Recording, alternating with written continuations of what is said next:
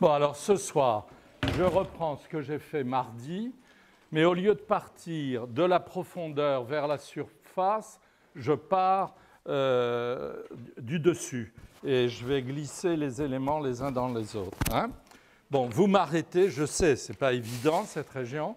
Vous m'arrêtez, pas quand je parle, mais vous me posez autant de questions que vous pourrez m'en poser, s'il vous plaît. Voilà, donc, à peu près la même attitude, si vous voulez, surtout pas l'attitude imbécile des livres d'anatomie, où on trouve un bonhomme comme ça. Je le dis pour ceux qui n'auraient pas été là mardi, hein, pour avoir un bras de dos, il faut absolument que le torse soit de 3/4, sinon ce n'est pas naturel du tout, et tout est moche et tout est faux. Donc, alors ce soir, je vais tout de même un peu plus loin que l'autre jour. Je vais prendre un rachis, n'est-ce pas, une cage, mettre une omoplate de 2/3, 3/4, et puis laisser tomber mon bras, d'accord? Donc,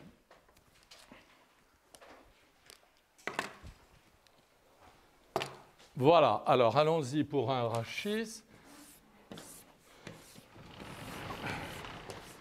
Si vous voulez, le sacrum, ici, voilà, on se tait, je vous prie. Donc, la cage thoracique, d'accord. Ensuite, on va placer une omoplate, on va prendre la plus belle, celle-ci. Donc, une belle omoplate masculine pleine de rugosité qui viennent des insertions musculaires puissantes de cet individu qui devait vraiment être un type assez extraordinaire. Donc, son omoplate avec le tubercule trapézien, la cavité glénoïde, le retour d'angle pour le grand rond. Hein, et là, on y va. On descend un numérus vu de dos. Alors, je répète, hein, pour ceux qui n'étaient pas là mardi, puis même pour les autres, c'est tellement difficile avec cette espèce de cette gouttière de torsion, tout simplement. Hein, si vous regardez ça dans un bouquin aplati, c'est fichu. Ce sera dessiné par les contours, et l'espèce de torsion de cet os sur lui-même qui se traduit dans la vue postérieure du bras. Hein. Cette espèce de torsion est imperceptible si on dessine par les contours. Il faut absolument voir le champ inférieur ici et le champ supérieur là, tous les deux tordus, n'est-ce pas, l'un par rapport à l'autre, par rapport à cette gouttière de torsion. Je répète ici, là, hein, mis en évidence un peu avec Macrae, mais si vous voulez, on peut prendre un numérus féminin, ravissant, hein, ravissant, on la voit presque. Vous voyez? Elle avait un long deltoïde qui s'enfilait jusque-là, vous voyez? Et vous voyez, il y avait une très jolie crête sus-épicondylienne. L'épicondyle est là. Elle avait deux petites insertions musculaires en exostose qui avaient laissé des traces. Peut-être son mari l'avait battue. C'est étonnant, hein? Deux exostoses cassées ici. Et donc, une crête sus-épicondylienne. L'épicondyle est là, la crête sus-épicondylienne est là, le V deltoïdien est ici. Donc, si vous dessinez cet humérus de dos en le pensant, vous placez la tête de l'humérus, la grande tubérosité, et vous descendez. Je fais le contraire de l'autre jour.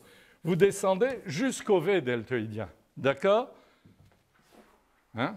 On prend ça, d'accord? On prend la tête, ici, la grande rugosité qui est ici. Si vous voulez, chez celui-là, il y a une belle rugosité postérieure, on peut s'amuser à la mettre, et on descend le champ supérieur jusqu'au V deltoïdien. Et on disjoint le champ inférieur, n'est-ce pas? C'est-à-dire qu'ici, hop, on repart comme ceci. Et alors là, qu'est-ce qu'on va faire? Si c'est un être très efféminé, n'est-ce pas, étant donné le cubitus valgus physiologique, on va remonter obliquement fortement. Si on n'a pas envie de ça, si on a envie de quelqu'un de plus brévilingue, on raccourcit et on ne donne pas autant d'obliquité. Le sexe est dans le coude comme il est partout. D'accord? Donc, on a un champ ici qui est comme ceci. Vous descendez calmement jusqu'à l'épitroclé qui va rentrer dans le creux de la taille et c'est prêt. Et il n'y a pas de problème. vous avez une gouttière de torsion dans laquelle vous pourrez glisser tous les nerfs radiaux que vous voudrez. Question. Ça marche? Alors allons-y. Qu'est-ce que vous branchez en bas? N'est-ce pas? Donc ici, sans rien ajouter, vous avez l'épicondyle, d'accord? Hein, ici. Là, vous avez l'épitrochlée qui rentre dans le creux de la taille, d'accord? Donc vous branchez une trochlée ici, surtout pas symétrique, n'est-ce pas? Forcément, beaucoup plus oblique vers l'interne, de façon à vous amuser à expédier le cubitus en dehors pour avoir un cubitus valgus, c'est-à-dire un angle ici, plus forcé chez la femme que chez l'homme. Là, je suis un peu trop forcé, mais ce n'est pas grave. Et puis ici, en arrière, cette grande rugosité convexe que vous avez là, très caractéristique, rétrocondyle, avec le condyle arrondi, permettant au radius de pivoter autour du cubitus. Je ne vais pas trop vite, là, ça va, vous suivez? Hein? Donc, la trochlée, de façon à ce que vous puissiez incruster le cubitus dans sa flexion-extension, et ensuite, c'est droit, mais ça ne vous gêne pas, hein? Et ensuite, vous placez le condyle, le rétrocondyle est là. Une fois de plus, je n'ai pas Olivier, où est-il? L'autre, il est là, je n'ai pas placé une fois de plus la gouttière, d'accord? Alors donc, parce qu'en fait, elle ne me sert à rien, mais c'est pour vous faire plaisir, je vais la mettre.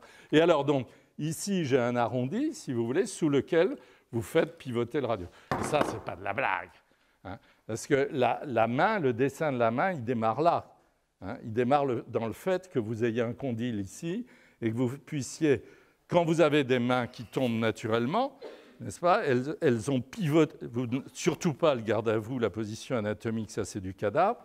Quand vous laissez tomber une main qui descend naturellement, eh bien vous avez la grande convexité radiale qui glisse vers le pouce et ça démarre d'ici. D'accord?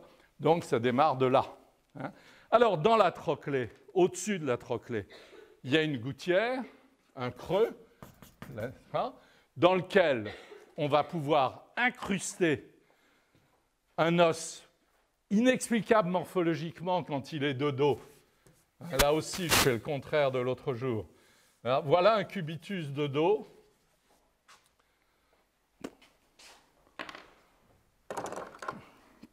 Non, on n'y comprend rien quand on le voit de dos.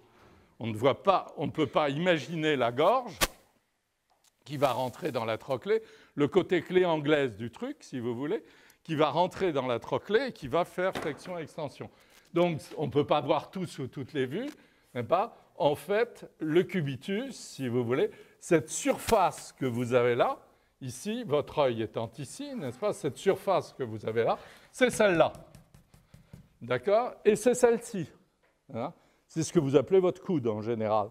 Je me suis fait mal au coude, eh bien en général, c'est la crête cubitale qui part du coude, qui va jusqu'à la boule, qui surplombe le petit doigt. Donc, cet élément-là qui, en avant, a sa gorge, on le rentre là-dedans, n'est-ce pas?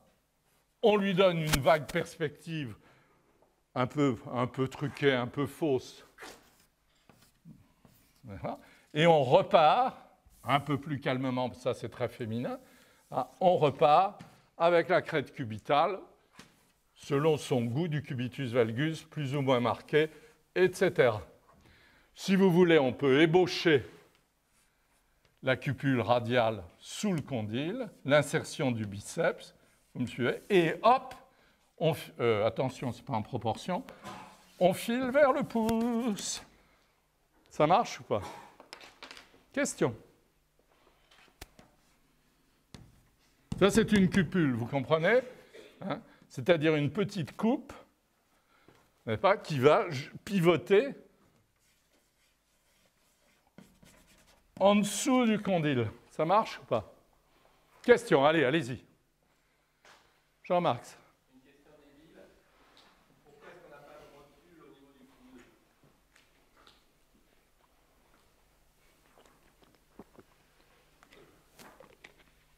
Est-ce que le coude n'est pas un genou? Et qu'avec le coude, toujours la même histoire, vous êtes dans le métro. J'ai que ça comme exemple. Hein, vous m'en voulez pas? un type vous colle, vous le repoussez dans un premier temps, comme ça, dans un deuxième temps. Dans la vie, qu'est-ce qu'on fait avec ça? Je ne vois pas, moi, en dehors de repousser. Vous voyez ce que je veux dire? Repousser quelqu'un et lui donner un coup de pied au cul, il y a tout de même des variations. On peut nuancer le coup de pied au cul, non? Ça a même fini par faire un sport apprécié de nos contemporains, n'est-ce pas? Donc, par contre, dans le postérieur, je ne vois rien. Donnez-moi des exemples. Je n'ai pas d'exemple, je n'ai pas de tête. Donnez-moi un exemple de choses qu'on fait en repoussant l'avant-bras sur le bras et le bras sur l'épaule. On se dégage. Tu vois ce que je veux dire? C'est très, très simple. Donc, là, si tu as une rotule, c'est parce que tu as besoin de donner des coups de pied très puissants. Je rappelle toujours cet exemple délicieux des SS qui sentant qu'il y avait des cerclages d'or chez les gens très chics, on montait beaucoup à cheval avant 39-45, et chez les gens très chics, quand la rotule était très abîmée, on se la faisait cercler, avec une grande alliance en or massif. Donc, il y avait son poids là-dedans. Et quand on apparaissait comme ça à l'entrée d'un camp de concentration, ça n'échappait pas. Donc, on récupérait l'or et on laissait partir le type. Le type, il avait une rotule, bon, il crevait peut-être très vite, mais ce qu'il y a d'intéressant, j'ai demandé à Lecœur souvent, mais qu'est-ce qu'il faisait, votre bonhomme? C'était un exemple aussi sordide, ne pouvait venir que de mon prédécesseur, qui était vraiment un type délicieux. Et alors, eh bien, il me disait, si on n'a pas de rotule d'abord, si elle est en poussière, etc., si vraiment elle ne peut faire que mal, eh bien, on peut, maintenant on en mettrait des artificiels, enfin, je ne suis pas ce genre de choses, mais imaginez que vous n'ayez pas de rotule, vous ne donnerez pas de coup de pied. Mais vous pourrez marcher avec un certain chic et une extraordinaire lenteur. Là, la rotule, si tu veux, elle est dans le cubitus, malgré tout, parce que tu as tout de même un bon bras de levier, c'est écarté, etc. Mais ça n'a vraiment pas besoin d'être mobile, parce qu'il n'y a pas de nuance dans le geste. En fait, tout de même, il faut l'avouer, si on revient aux choses simples, le genou, il est quand même en avant. Le jarret, si on y pense, c'est vers l'arrière, c'est l'équivalent du coude, mais absolument pas mécaniquement. Merci, elle est bonne celle-là, j'y avais jamais pensé. Question, un peu moins métaphysique, non? Plus fonctionnelle, vous n'en avez pas une autre? Bon, alors, vous êtes prêts maintenant? L'installation mécanique de ce machin-là, ça marche. Donc, vous le prenez, n'est-ce pas? Puisque vous me dites que tout est clair, on y va. Donc, on se le prend et on se l'installe. Alors, la grande règle, c'est qu'une cage, je le répète, a 10 côtes. Je n'ai pas de cage aujourd'hui. Donc, il faut respecter absolument la 10e côte. On se fiche du tiers comme du quart. Il n'y a que l'anatomie pour s'en occuper. Des 2 côtes flottantes, n'est-ce pas, qui ne sont faites, je le rappelle, que pour horizontaliser la cage thoracique. Le dimanche, on ira en prendre la taille aux filles. Je crois que c'est à peu près ça, un vers de Victor Hugo. Eh bien, si on prenait la taille sans les 2 côtes flottantes, on pourrait comprimer le foie par l'arrière et appuyer sur la vésicule comme sur une poire, si vous voulez. Vous voyez, ce sera un geste un peu intime. D'accord? Donc, on va installer là, tout bêtement, notre humérus. Qu'est-ce que vous faites? Vous ne cassez pas la tête. Vous placez une sphère et vous en gardez la moitié. D'accord? Cela, je n'exagère en rien. D'accord? Donc, vous placez une sphère, vous en gardez la moitié. Donc, vous supprimez ça. Vous me placez un angle droit. Ça, on le voit et on le revoit. Voilà. D'accord? Moins marqué ici. Là, évidemment, très marqué. D'accord? Sur lequel vient s'insérer le sus épineux. Je ne sais pas si vous vous souvenez. Bon, et là, qu'est-ce que vous faites? Vous descendez sans complexe. Ce serait peut-être plus drôle ce soir qu'on l'écarte, non? Excusez-moi, je vais modifier la chose. Donc, on va écarter le bras pour vous habituer à... Alors, donc, on va mettre l'angle droit là. Excusez-moi pour le coup de gomme. Ça, c'est pour vous habituer toujours, n'est-ce pas, à bien penser que ça doit faire un arc de cercle et arriver au creux de la taille. D'accord? Donc, vous avez donc une demi-sphère ici, vous avez un angle droit là, et vous me placez le V deltoïdien. Ça marche ou pas? Vous trouvez ça sale, peut-être? Voilà. Ensuite, Donc, vous vous souvenez, ça fait un premier champ qui est comme ceci, avec le V deltoïdien ici. D'accord? Donc, ensuite, vous repartez comme ceci et vous m'installez le deuxième champ. Question? Ça va? Là-dessus, donc tout est clair. Là-dessus, vous me branchez les éléments. Ça marche? C'est l'autre jour qui se posait des questions fondamentales sur les articulations. Ça marche, là. Hein?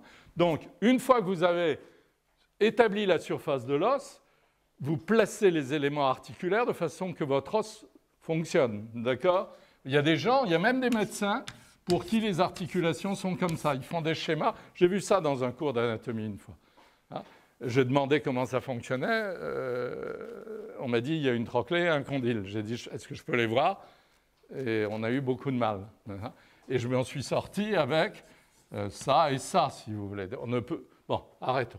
Donc, vous avez votre trochlée que vous installez bien en fonction de ce que vous voulez du geste du bonhomme, hein, comme dans un dessin de Rembrandt. Tout ça, c'est de la mécanique. Rembrandt adorait ça. On le voit dans ses dessins d'os. Voilà. Et voilà mon rétrocondyle. Ça marche avec le condyle qui est en dessous. Si vous voulez un coup de fusain, le voilà. D'accord? Bon. On va mettre la petite gouttière, là. Voilà. Et voilà, l'humérus est tout nu. Donc, il attend les os de l'avant-bras. On place les os de l'avant-bras, on place l'humérus, n'est-ce pas? Et on bifurque, d'accord? Puisqu'on doit aller avec la crête cubitale vers la main, laisser la place pour les fléchisseurs. Donc, on bifurque, mais en bas, il y a une toute petite contre-courbe. Une courbe très tendue, n'est-ce pas? Et une toute petite contre-courbe et la tête. C'est très, très beau. Hein? Une grande courbe, vous me suivez? Une grande courbe, très belle, la courbe de la crête cubitale, et hop, une petite contre-courbe, et on place la tête. Ça marche? Mais attention, là, pour une fois, on est en position anatomique. D'accord? Donc, je dois être honnête et placer Tarek.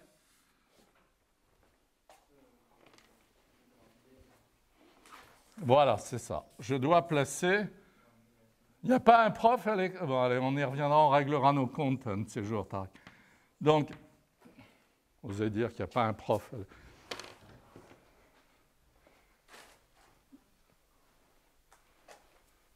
Donc, ici, voilà la styloïde. Ça marche? Bien masculine, hein, la crête cubitale. Ça marche. Hein, il n'y a pas de grand effet de courbure, etc. Et on renvoie la courbe. Ça vous va? On va placer le radius, si vous voulez. Question?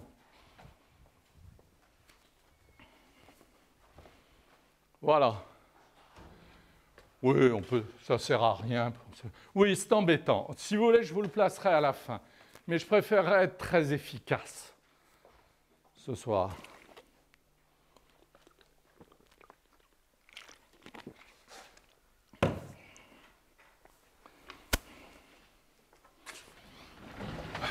Je mettrai, comme on ne va pas vers la main, j'hésite à mettre le radius. Question?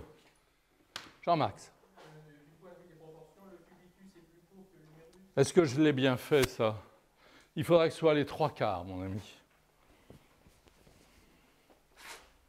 Merci de me rappeler à l'ordre. C'est un peu long. Hein? C'est un peu long. J'ai pourtant reculé pour regarder, mais je le trouvais joli. J'ai un peu envie de le laisser. D'accord? Hein? Sinon, ça ne va pas être aussi bon. Merci. Ordinairement, il a tout à fait raison, ce Jean-Max. C'était une façon courtoise de me dire qu'il lui semblait que les os de l'avant-bras étaient un peu longs. Donc, ils sont égaux aux 3/4. Regardez. Ça vous va? Les 3/4 des os du bras, on dit, dans les livres. D'accord? Ça va? Hein? Voilà. Mais je ne sais pas, moi, Niccolò dell'Abate ou je sais quel parmesan vous fait des avant-bras qui n'en finissent pas avec des mains qui s'envolent. D'accord? Donc, j'ai le droit. Question? Mademoiselle?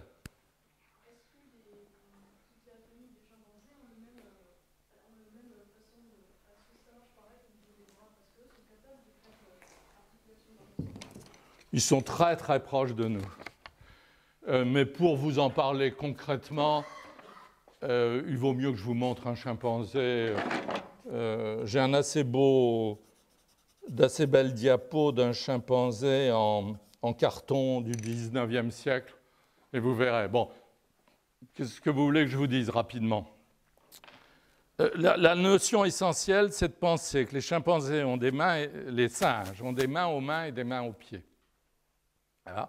Mais qui ne sont pas tout à fait... Ils n'ont pas, par exemple, une opposition parfaite de chaque doigt, etc. Enfin, c'est quand même une disposition très, très, très, très impressionnante. Hein, on pourrait même se dire, en poussant le bouchon, c'est presque comme ça, c'est très, très chic et très raffiné. Ça paraît très extraordinaire qu'ils en aient deux paires, si vous voulez, une aux pieds et une aux mains.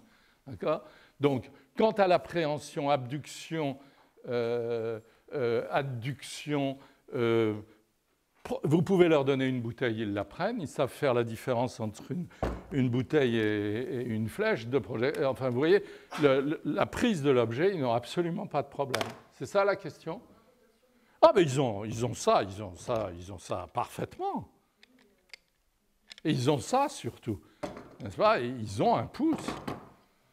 Il y a un animal en Australie qui s'appelle le phalangier, qui, lui, a une main tout à fait de conte de fées ou de science-fiction, si vous voulez. Alors, si vous voulez, je peux vous l'amener, lui aussi. Mais moi, je ne suis pas très, très compétent dans ces choses. Moi, j'ai une passion pour la bête humaine et je suis un tout petit peu le cheval, à la rigueur, les juments, jusqu'à la fascination. Mais pour les chimpanzés, j'ai une tendance érotique extrêmement limitée. D'accord ? La question était de Nicolas, je crois. Oui, c'est par rapport à la tête de l'humérus et de l'acromion.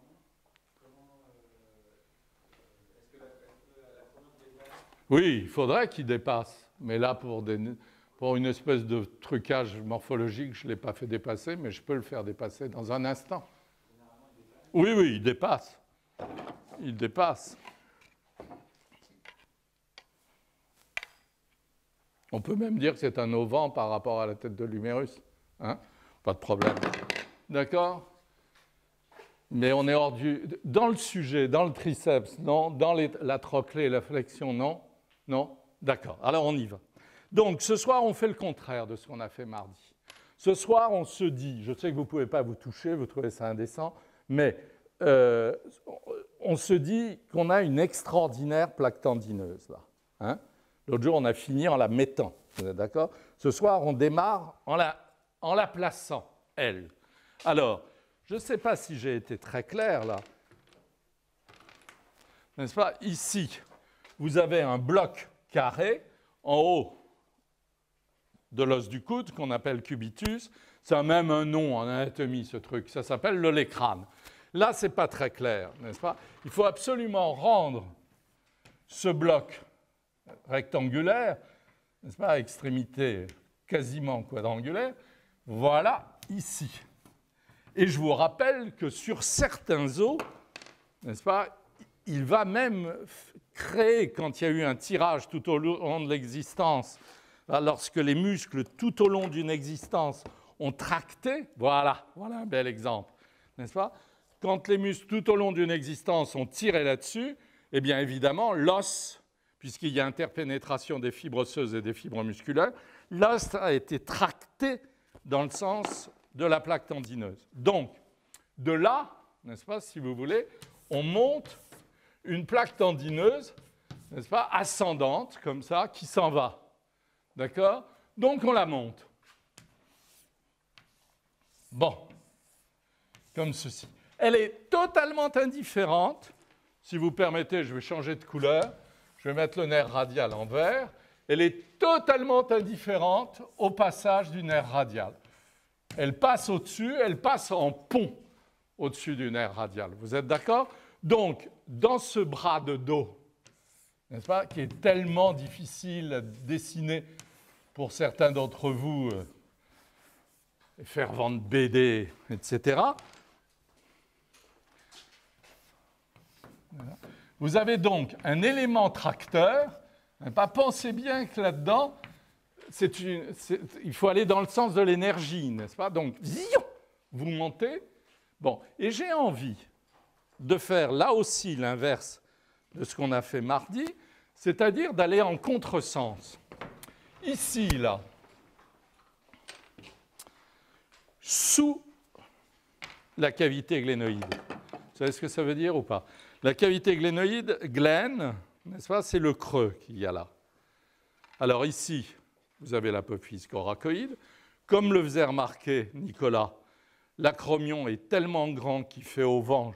Je vous rallongerai tout ça tout à l'heure. Mais ce soir, je voudrais insister là-dessus. Ça, c'est la cavité qui reçoit la tête de l'humérus. D'accord? Elle a des rugosités au-dessus, n'est-ce pas? Et des rugosités, et une rugosité en dessous. Si je prends la rugosité qui est en dessous ici, n'est-ce pas? Et que je tire sur cette rugosité avec une espèce de cornet plat tendineux. Pas une plaque, mais presque. Que l'on voit en avant. N'est-ce pas? Je suis désolé, il y a du gras, mais c'est là. Et on la sent, et on la voit. N'est-ce pas? Donc, sortons cet élément, si vous voulez. N'est-ce pas? Sortons ce petit truc-là et mettons-le là. D'accord? Comme ceci. Et vous allez en section de tronc de cône, n'est-ce pas? Comme ceci. Ça va? En section de tronc de cône. Alors, si je vous le dessinais par l'avant, n'est-ce pas? Vous auriez le tendon et les fibres comme ceci. On est d'accord? Là, vous avez, c'est assez mystérieux. Eh ben, sur le vivant, on ne comprend pas parce qu'on ne voit pas le tendon, il est caché derrière, n'est-ce pas? Vous avez donc un tronc de cône qui va descendre comme ceci. Et là, vous voyez, ça paraît plus simple, mais ça va se compliquer tout à l'heure. Mais c'est une autre façon de voir le triceps, n'est-ce pas? Vous allez me brancher des fibres dont la base, j'aurais pu vous faire une base ici, si vous voulez. Voilà, d'accord? Mettons la base du tronc de cône ici, et là, le dos du tronc de cône. Eh bien, cette base-là, est-ce que vous me suivez? Est-ce que j'ai été clair? Peut-être pas assez. Ben, voilà. Vous avez une espèce de tronc de cône qui descend de l'omoplate, comme ceci, et qui se termine de façon que de l'autre côté, de ce côté-ci, en avant, il ait une base. Sectionnée comme ça marche. Cette base, où vais-je la mettre? Où vais-je appliquer la base de cette portion de viande? Vous n'y comprenez rien. Je recommence. Un cône. D'accord? Un tronc de cône. D'accord? Je coupe un tronc de cône en deux. Sur un plan horizontal en bas, horizontal en haut. J'ai aussi le droit d'envisager une base ici, une base là, n'est-ce pas? Et que ce soit une portion musculaire et que je puisse appeler ça la longue portion. J'aurai une base ici cachée par le volume, n'est-ce pas? Ou si vous voulez, je vous la dessine de dos comme ça, n'est-ce pas? Ou je vous la dessine de face, tendon, et là j'aperçois la base sectionnée. Ça marche ou pas? Vous le voyez mon objet là? C'est la longue portion du triceps, n'est-ce pas? C'est aussi étrange morphologiquement que possible. C'est pour ça que c'est extrêmement difficile à dessiner. Voilà. Donc, vous avez cette portion du triceps dissimulant le tendon dont je vous ai dit, il est visible à l'avant. Or, cette longue portion, je ne peux pas tellement la montrer sur moi, je crois. Elle est ici. Je vous l'ai montrée sur certains d'entre vous. L'autre, j'ai pas fini. Donc, voilà, n'est-ce pas? La voilà ici. Voilà. Alors, j'arrive. Pour le moment, n'est-ce pas? C'est complètement aberrant, mais peut-être explicite. Hein? Dans les diapos tout à l'heure, vous verrez le vieillard cordonnier, magnifique, n'est-ce pas, qui a une longue portion extraordinaire. Alors vous vous dites, mais ça ne va pas du tout, voilà, parce que je ne peux pas avoir une forme qui parte là, par là, et le tendon. Mais vous savez très bien que je vais placer des formes musculaires ici et là. Qui m'interrompait? Vous, quel culot? Oui. Il l'a remontré à l'avant, comme ça. Sur vous? Venez là.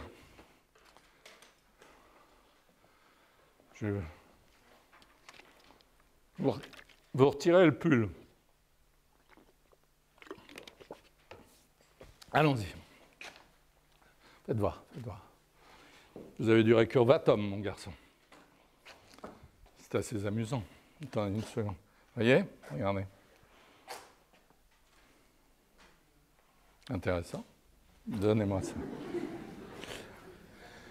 Il faut retirer la chemise. Voilà.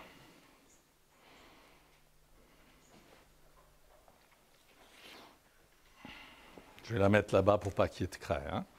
Restez là, attendez-moi.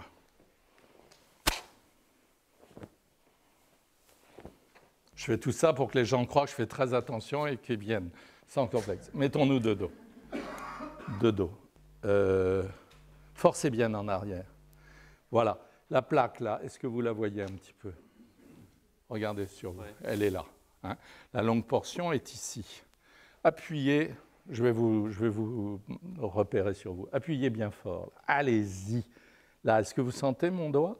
C'est la longue portion qui rentre dans votre épaule. D'accord? Alors, vous voulez que je vous la montre en avant? Tournons. Allez-y. Il faut que je résiste. Hein. Alors, n'appuyez pas trop fort. Attendez, montez un petit peu. Allez-y. Appuyez. Allez-y. Voilà. Le tendon, il est là, mon vieux. D'accord? Donc, la longue portion, elle est là. On retourne. Elle est là. Ça marche ou pas? Allez-y. Appuyez bien fort. Là, je résiste. Les autres voient, là, hein, mais ils sont avantagés sur vous. Il n'y a pas un miroir. D'accord? Et puis, ce soir, Nicolas, il s'appelle, l'autre Olivier n'est pas venu, hein, il n'a pas voulu. D'accord? Allez-y, appuyez bien fort. Nicolas, vous ne voulez pas descendre? Merci. Rhabillez-vous, mon ami. C'est vrai que ça vaut le coup, là. Nicolas, ça fait 4 ans qu'il vient, il peut bien payer son cours un peu. Hein.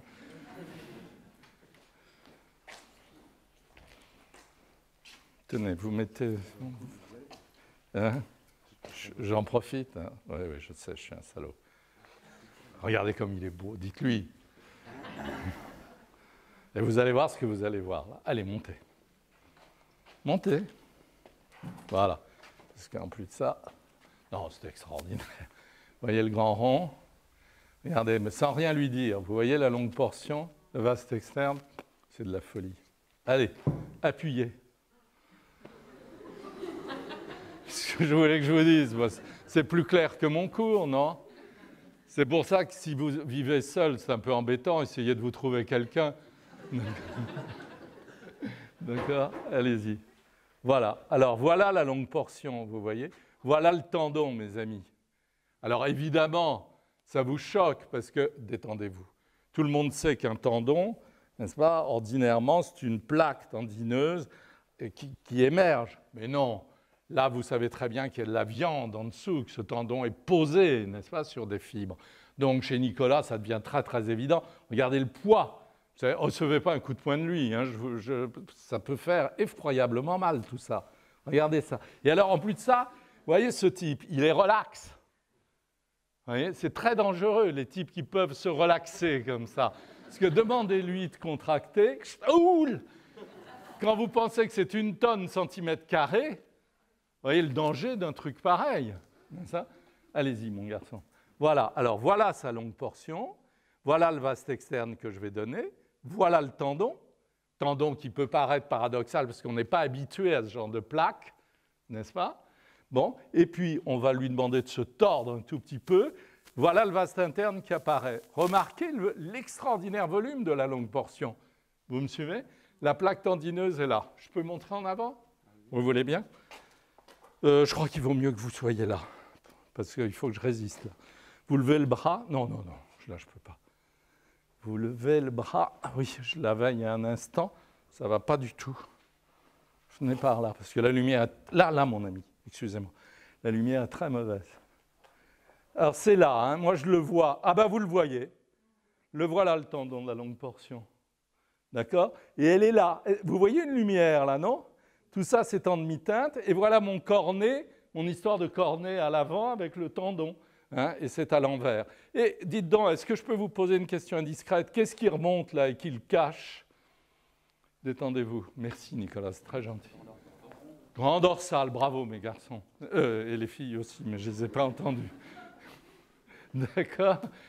Donc, là, je pense que vous voyez bien, n'est-ce pas, cette espèce de faisceau musculaire partant de ce tendon. Et je vais pousser le culot plus loin encore. Je ne vais pas mettre tout de suite le contrebalancement, n'est-ce pas, qui descend sur l'os. D'autant plus qu'il faudrait que je fasse un autre schéma pour ça. Permettez-moi, vous avez vu, là, ça rentrait dans l'omoplate. Tant que vous l'avez dans l'œil, je voudrais bien y aller. Donc, vous avez un muscle ici que vous connaissez, qui part du retour de courbure de l'omoplate. Ça marche ou pas? Vous descendez, retour de courbure, mais plat. Vous descendez, retour de courbure. Alors là, ce type-là, il avait un grand rond, regardez-moi ça.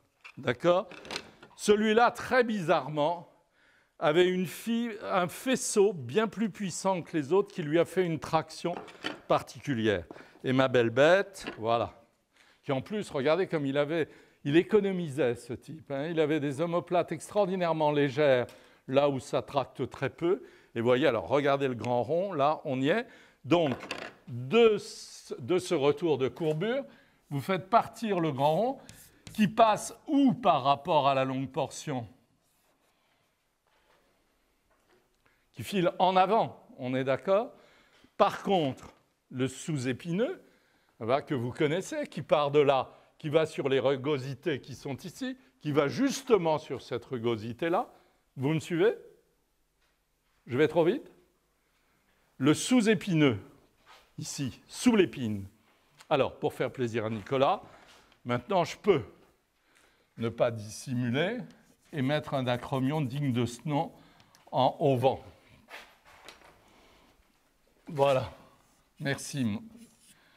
Merci. Voilà. Donc, le sous-épineux qui va s'insérer là, il y a aussi un tendon en dessous, mais franchement, ce n'est pas très intéressant pour vous, pas la peine d'insister là-dessus. Donc, va aller sur cette rugosité-là, c'est ça, ici, mais en passant au-dessus de la longue portion. Et voilà l'embranchement, n'est-ce pas? Quelle est la différence entre un marronnier rose et un marronnier blanc en hiver? Hein, quand vous baladez au Luxembourg et que vous regardez les marronniers, n'est-ce pas? Aesculus ruber, Aesculus, hein, en hiver. Eh bien, c'est ça, c'est l'embranchement, n'est-ce pas? Un marronnier blanc, vous remarquerez qu'il jette toujours, n'est-ce pas, en respectant une espèce d'angle assez abrupt comme ceci. Un marronnier rouge, n'est-ce pas, fourche le plus souvent de cette façon-là. D'accord? Donc, il y a une espèce de délicatesse dans le marronnier rouge qui fait qu'il porte sa couleur dans son embranchement. D'accord? Donc, ici, si vous voulez, moi, je trouve que c'est un très, très bel embranchement. Et Cézanne qui disait que la Sainte-Victoire avait des beautés de collines, n'est-ce pas? Et n'oubliez pas que on prétendait, enfin, Émile Bernard, puis surtout l'autre, là, qui était assez sympathique, le Provençal, Joachim Gasquet. Si vous adorez Cézanne, ça vaut le coup de lire ça. Méfiez-vous d'Émile Bernard, il a fini dans une peinture, mais dégueulasse, vicieuse, etc. J'ai ça en diapo, si vous voulez, je peux vous montrer. Donc, méfions-nous des gens il a démarré très fort, souvenez-vous de Van Gogh copiant Émile Bernard, etc. Mais alors la chute vertigineuse. Donc, tous les deux, hein, Émile Bernard, Joachim Gasquet, disent que Cézanne se baladait avec un torte-bas. Un torte-bas, c'est une copie du Vézal, le livre d'anatomie que je vous ai montré l'autre jour. Et il paraît, enfin, quand on les lit, il y a un très bon livre chez Macula qui s'appelle Conversation avec Cézanne. Et on voit qu'il y a une espèce d'obsession de l'embranchement. Bon, alors, pour mes anatomistes de service, je rajoute ici, n'est-ce pas, un tout petit muscle dans le corps du sous-épineux dont on n'a rien à faire du point de vue morphologique et qui s'appelle le petit rond, mais qui se voit parfois. Question, voilà comment ça s'embranche. Question. Oui, Tarek.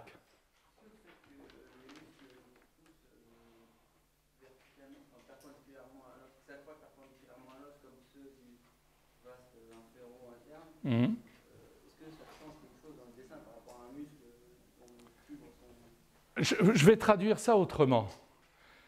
Des muscles à courte fibre placés perpendiculairement à un os, comme ceux qu'on va mettre en effet dans un instant, il n'y a pas de problème. Un muscle à courte fibre, c'est un muscle qui agit en un instant avec une énergie considérable. C'est aussi bête que ça. La longue portion, vous l'innervez. Imaginez que vous ayez un petit, je sais pas, un truc à moteur, vous voyez, vous l'innervez. Une fibre longue comme ça, vous allez mettre relativement beaucoup plus de temps à l'innerver.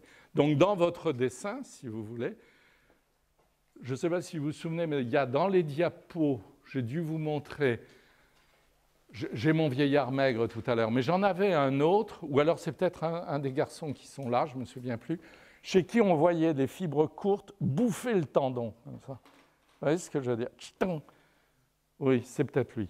Donc, vous aviez le tendon, et ça, au lieu de passer chicos, vous voyez, dans la suite de la fibre,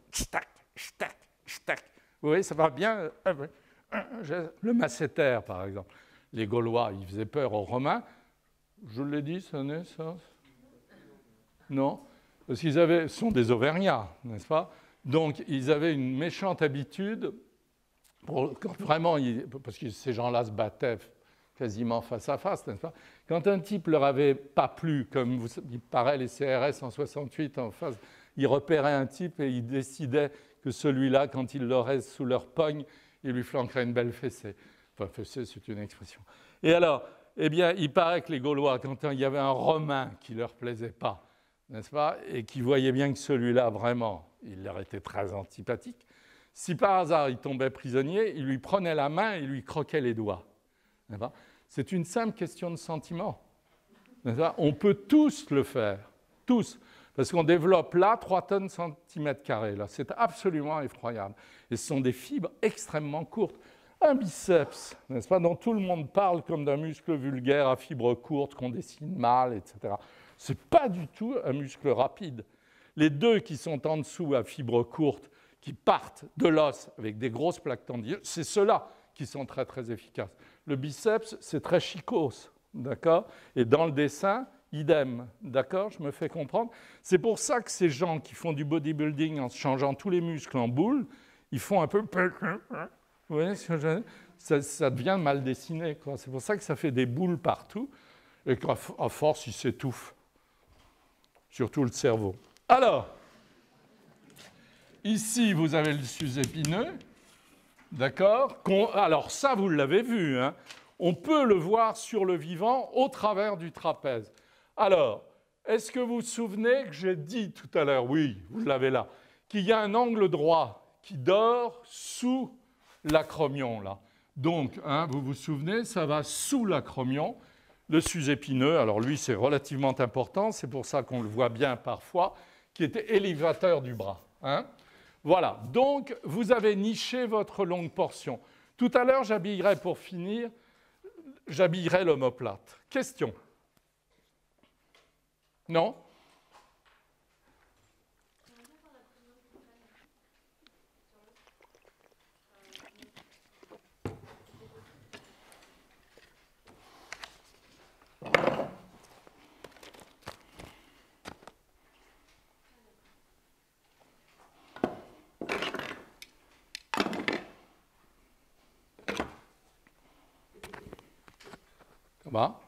Et ça raccorde.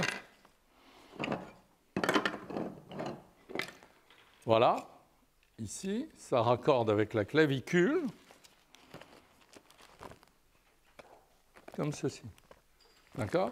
Donc, si vous mettez le doigt là, vous appuyez sur l'acromion, vous revenez vers l'avant, vous sentez, alors chez les filles c'est très délicat, chez les garçons ça fait une saillie, vous sentez une petite saillie au niveau de l'articulation, c'est le départ de la clavicule. Ça fait un suivi, si vous voulez. Hein? Voilà, ça va? Ça va? Bien, alors, on reprend l'histoire de la plantation et ce qu'évoquait justement Tarek à l'instant. Là, vous avez une longue portion, n'est-ce pas? Et en fait, il y a un soubassement que vous avez très bien aperçu chez Nicolas. Vous avez senti qu'il y avait une masse de viande ici, en dessous, qui servait de soubassement à tout ça. Comment est-ce construit?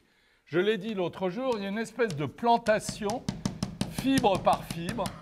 Alors, sachez tout de même, je le redis une fois, que quand vous avez un os, il y a des espèces de petites lamelles, n'est-ce pas, qui font que les insertions musculaires ne se font pas seulement sur le tube osseux, mais sur des plaques, n'est-ce pas, qui partent des lamelles latérales.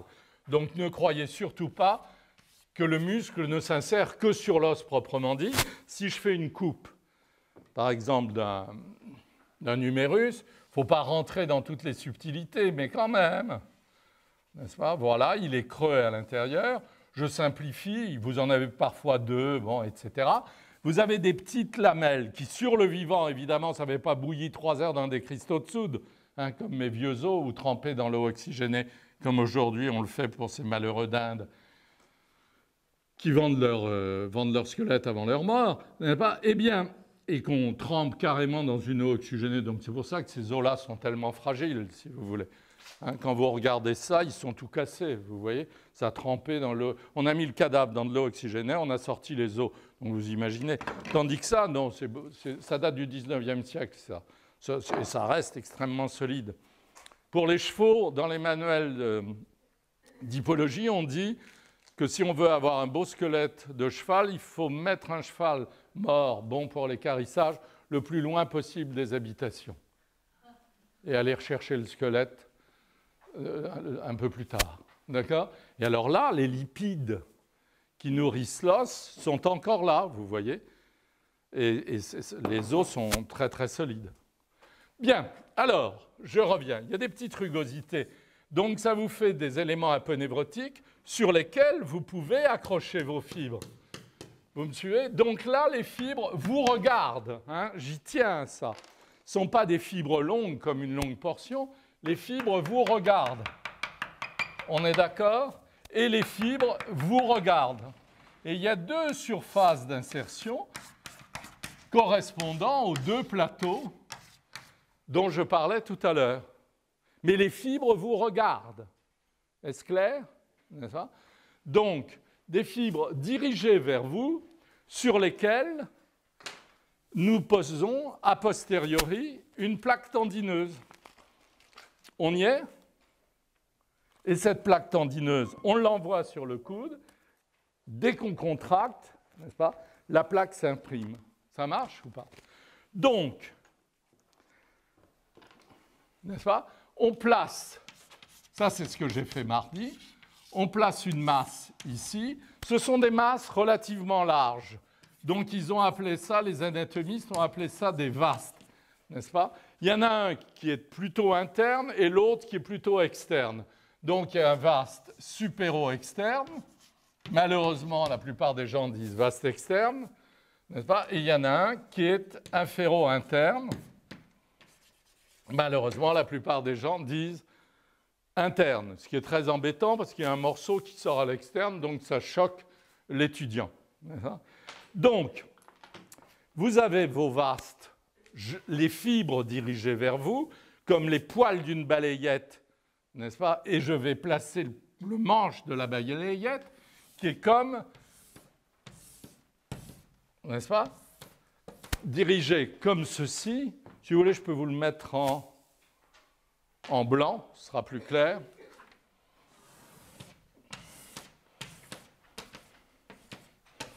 Alors, quand je faisais le nigo tout à l'heure avec Nicolas, j'ai pris la masse. L'ennui chez moi, à l'inverse de chez lui, c'est qu'il y a du gras, vous voyez, du gras de vieillissement. Donc, quand j'ai pris la masse musculaire de Nicolas, il y avait 2 mm de graisse, un petit peu de protection. Bon. Mais j'ai montré que c'était, quand il était au repos, n'est-ce pas, que c'était une masse homogène. Quand vous regardez ça au repos, ça fait donc une masse homogène que vous pouvez prendre dans vos mains. Je l'ai dit mardi, je le redis ce soir.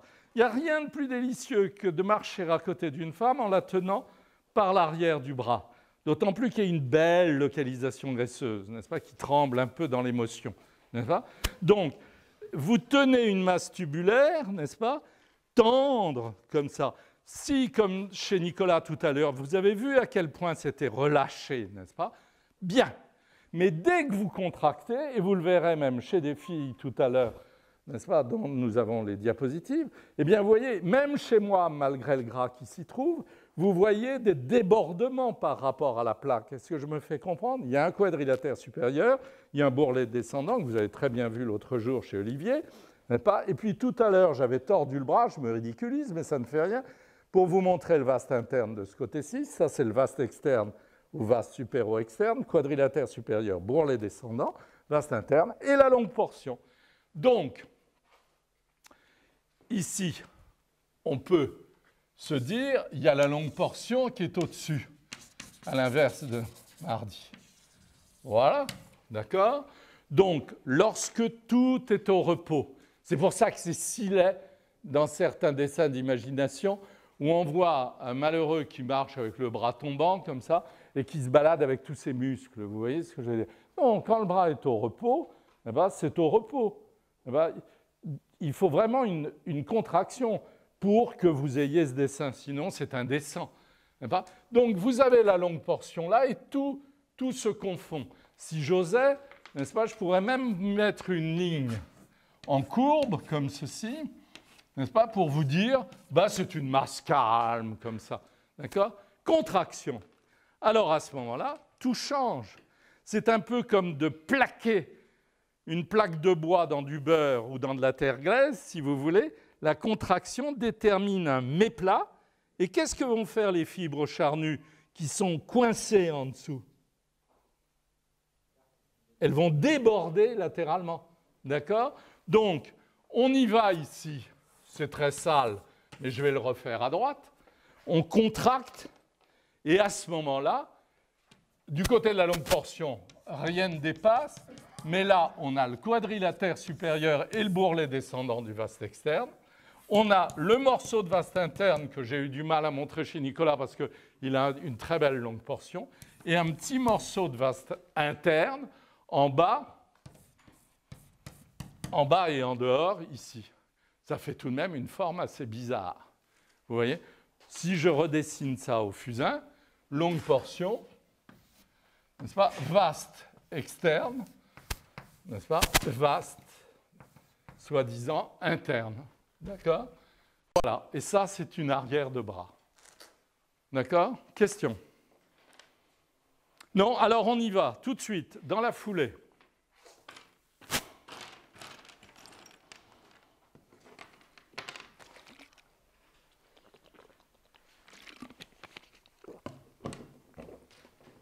Et on place ça en contraction.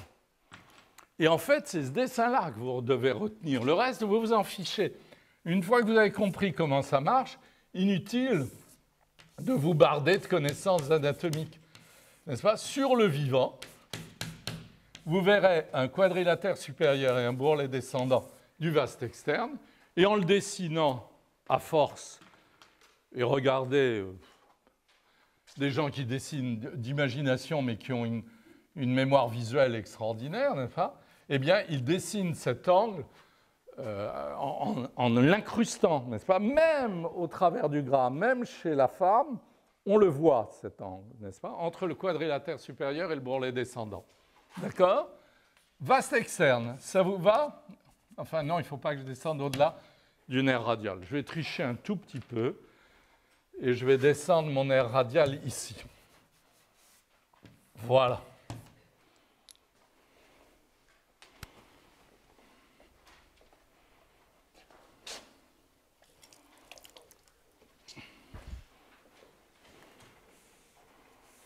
Voilà. Donc, voilà, c'est tout de même paradoxal, n'est-ce pas? Voilà ce vaste externe, vaste supéro-externe, et puis voilà le vaste interne, n'est-ce pas, qui déborde de part et d'autre de la plaque tendineuse. Et voilà une arrière de bras anatomique. Évidemment, c'est bien plus souvent au repos, n'est-ce pas, que dessiné comme ça, mais en contraction, on le verra sur les diapos tout à l'heure, eh bien, on retrouve ces formes-là. Voilà. Est-ce que je peux habiller? Question d'abord, avant que j'habille. Non?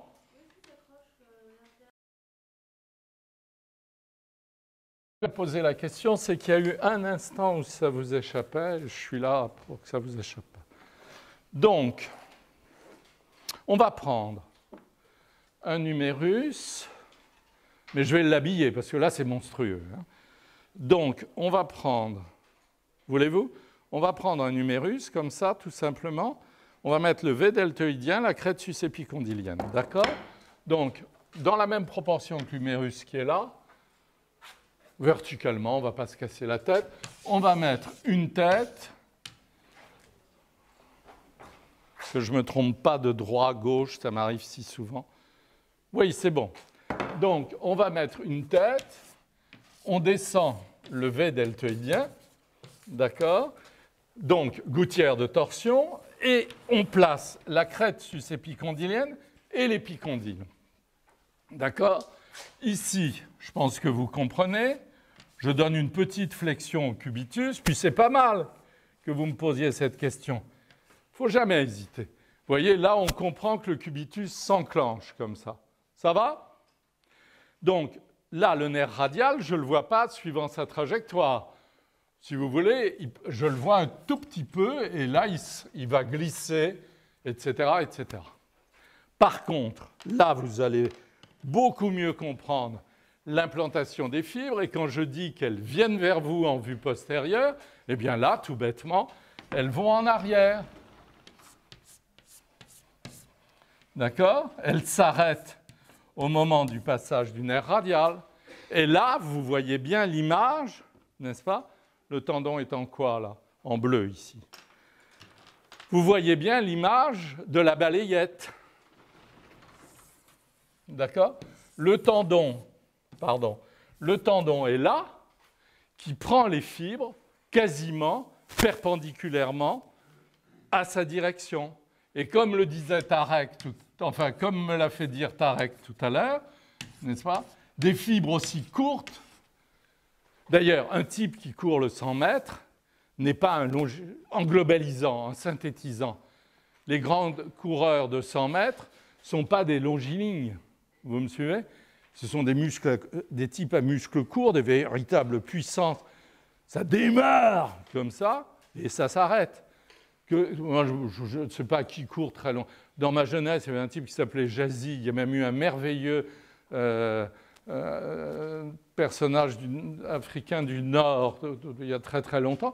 Mais c'était des ectomorphes, des Don Quichotte, si vous voulez, en train de courir, n'est-ce pas? Ça, les Éthiopiens, ça vous fait des marathoniens extraordinaires, très légers, etc. Donc, pourquoi je dis ça? Oui, fibre courte, fibre longue, on peut pousser jusqu'au bout l'histoire. C'est un peu comme pour l'humérus, si vous voulez, ou même encore mieux le fémur. Quand vous voyez un fémur de type qui court le 100 mètres, ça a cette gueule-là. N'est-ce pas? Quand vous voyez un fémur de champion qui court, je ne sais pas moi, au-delà de 15 km, ça a cette allure-là. N'est-ce pas? Et même, il faudrait que j'exagère plus l'angle d'inclinaison. Voilà. Voilà. D'accord? Ceux-là, en général, sont très puissants, très brévilignes, très costauds. Et ceux-là courent sur des distances beaucoup plus longues. Et alors, ce que je ne vous dis pas, c'est que là, vous avez donc l'angle d'inclinaison, n'est-ce pas? Mais quand vous regardez l'os en fuite, vous avez un angle de déclinaison. Oh là, ça va ou pas? Vous avez le fémur qui est comme ceci, le col en vue comme ça marche, horizontal, la tête là. Vous me suivez là? Hein? Il y a un angle ici. Eh bien, chez ceux qui courent très loin, ça fait ça. Chez ceux qui Distance courte, ça fait ça. Les brevilignes sont comme ça, mais on s'en doute. Les longilignes sont comme ça. Mon arrière-grand-mère, qui est morte à 104 ans, qui aimait tellement le bon Dieu qu'elle offrait des vitraux pour son église, il ne savait absolument pas comment s'en débarrasser. N'est-ce pas? C'était une longiligne distinguée qui parlait français en seconde langue. Une Auvergnate qui allait à la messe tous les matins. Comment l'a-t-il récupérée? Par le col du fémur. Parce qu'elle était longiligne, n'est-ce pas? Donc, plus le col est long, plus on peut aller loin. Et souvent, d'ailleurs, on va plus loin dans la vie, à moins d'avoir des gros pépins, n'est-ce pas? Donc ça, c'est drôle, j'y ai jamais pensé. Distance longue, n'est-ce pas? Col incliné, mais vous avez aussi le fait que le col soit décliné. Arrêtons-nous là. Donc ça, ce sont des fibres courtes qui vont de l'arrière de l'os et s'arrêtent sur la plaque tendineuse. À l'inverse, la longue portion, j'ai mis ce rose-là, ça ne vous gêne pas trop, j'espère.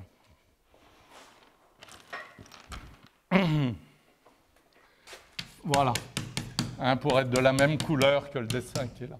À l'inverse, la longue portion, avec son cornet, descend où elle veut, n'est-ce pas, ici, s'accrocher sur la face postérieure du tendon. Ça vous va? Question. Eh bien, on habille avec les muscles que vous connaissez.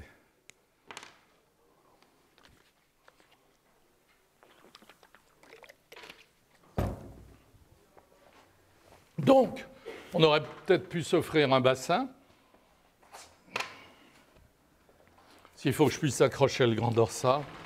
Donc, un sacrum ici, une tubérosité iliaque, un angle rentrant, un fémur, si vous voulez, qui s'en irait par là, une autre crête iliaque ici.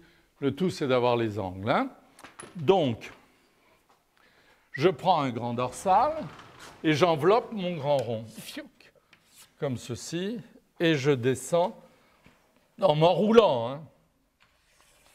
Donc, je descends sur l'angle, comme ceci. Et bien évidemment, ces fibres-là seraient beaucoup plus courtes que celles-là. Donc, j'ai un arc de cercle d'implantation des fibres.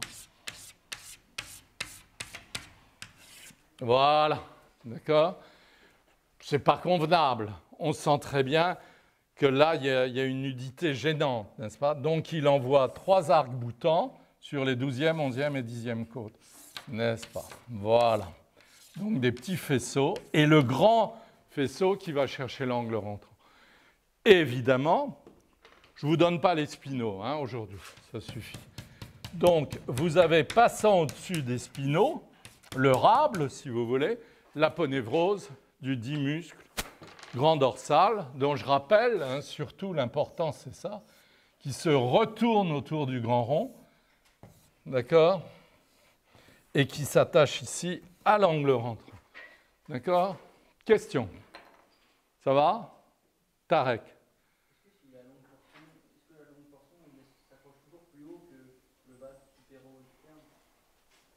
Si elle descend très bas, est-ce que le vaste supéro-externe s'accroche en décalage comme les deux jumeaux? Je n'ai pas très bien compris, mais je vais essayer de comprendre. La longue portion, vous pouvez la descendre où vous voulez. Hein, suivant les besoins que vous ressentez, de la dessiner très oblongue ou très courte, suivant le caractère du sujet.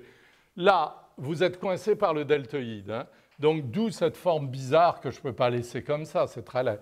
D'accord? Donc, lui, n'est-ce pas, où vous allez l'avoir relativement bas, et la longue portion peut être très très basse, mais il sera toujours plus haut que la longue portion. Ou la longue portion, vous l'allez avoir très haute, mais lui, il sera toujours au-dessus.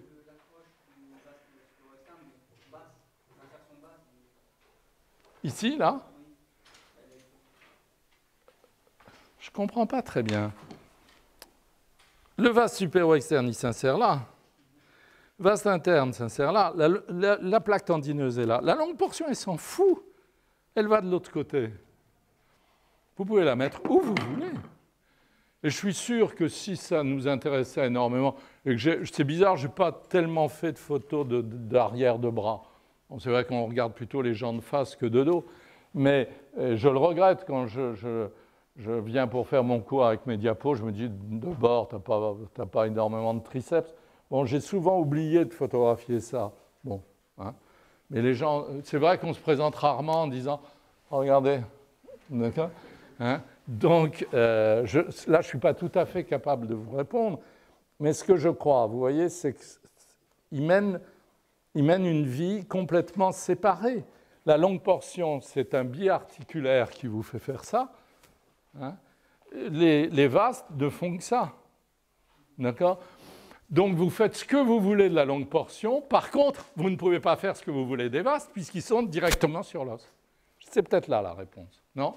Ça y est. Bon, je peux mettre un trapèze, question. Alors, le trapèze, hein, surtout que vous allez le revoir là dans les diapos, le trapèze, c'est éminemment compliqué, mais on peut tout de même dominer son dessin, réfléchir. Hein. On a le tubercule trapézien qui est là, vous vous souvenez? On peut descendre où on veut, de même que on remonte le grand dorsal où on veut. Bon, ensuite, vous avez tout le dessus de l'épine qui est là. Et vous savez que vous allez aller vous accrocher sur le rachis. Hein. Je pourrais même m'amuser à vous donner un ligament épineux ici, ça n'a aucun intérêt. Bon, donc, mais ce qui est intéressant, c'est de savoir que vous tractez l'omoplate avec des fibres qui vont ici, qui vont là, n'est-ce pas? Et qu'ensuite, vous allez partir sur le petit bout de clavicule qui est en avant, n'est-ce pas, avec des fibres qui vont à l'arrière du crâne, se retournant. D'accord? Hein, ici. Donc, là, ça paraît très complexe, parce que si on compare, n'est-ce pas, si on compare la taille de ces fibres-là, de celles-ci, donc il n'y a pas de problème. Il fallait que le créateur invente un système. Et dans le genre, il a fait chic. Hein. Il a repris le principe qui est ici, n'est-ce pas? C'est-à-dire qu'il a placé des plaques tendineuses qui permettent aux fibres d'être égales. La plaque tendineuse du bas, c'est un losange. Si je développe les deux côtés, bien évidemment, là, j'en donne qu'un. La plaque tendineuse autour de C7 est là. Hein? Donc, c'est un autre losange, n'est-ce pas? Et ici, au tubercule trapézien, il a placé un petit triangle dont vous m'avez fait remarquer, Tarek, l'autre jour, et ça, c'est très, très important, mais c'est la réponse à votre question précédente, n'est-ce pas? Sur ces muscles monoarticulaires qui sont ici, les muscles de l'épaule, je n'ai pas mis le rhomboïde, mais ce n'est pas grave, vous avez un muscle polyarticulaire qui se fout des muscles qui sont en dessous. Je me fais comprendre? Quand vous dessinez un trapèze, un grand dorsal, n'importe quoi, ça vous est égal ce qui est en dessous. Les niveaux, peu vous importe. Ça se croise, ça s'enveloppe et ça se chevauche. D'accord? L'important, là, c'est que vous ayez un jeu de fibres, voyons si c'est vrai, qui soit sensiblement égal. Et alors, ça devient d'un chic, n'est-ce pas? Extraordinaire. N'est-ce pas? Voilà. Voilà ce que vous voyez dans le dos, n'est-ce pas? Donc, ce muscle trapèze.